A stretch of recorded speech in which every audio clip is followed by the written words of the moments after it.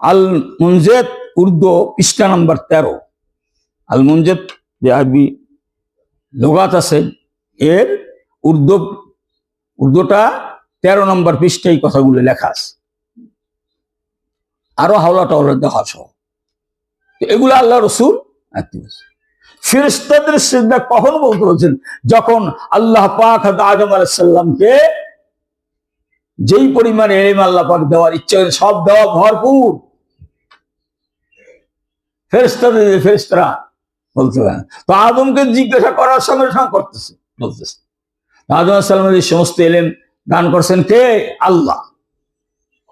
আর নবীদের মাঝ কাছে যে ইলম আসে, যে ঘুমরাইতে চক্ষু বন্ধ করতেছে, আমি চশমা দিতেও দেখতে চক্ষু বন্ধ। কি বলতেছিলাম? কন নবীদের কাছে যে ইলম আসে সেইটা ইলম বলে উলুমে নববিয়া। কি বলা হয়? কন। আর এইটা উম্মতের কাছে পৌঁছে নবীদের মাধ্যমে এটা কয় নূরে নববিয়া। উলুমে নববিয়াও যেভাবে আল্লাহ পাক দান করেন, নূরে নববিয়াও আল্লাহ পাক দান করেন।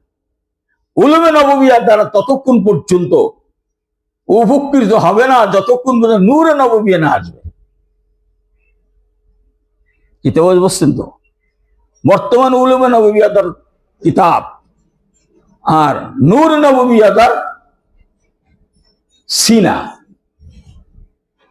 आता है, सीना ब सीना, और ये आता है दर सफीना।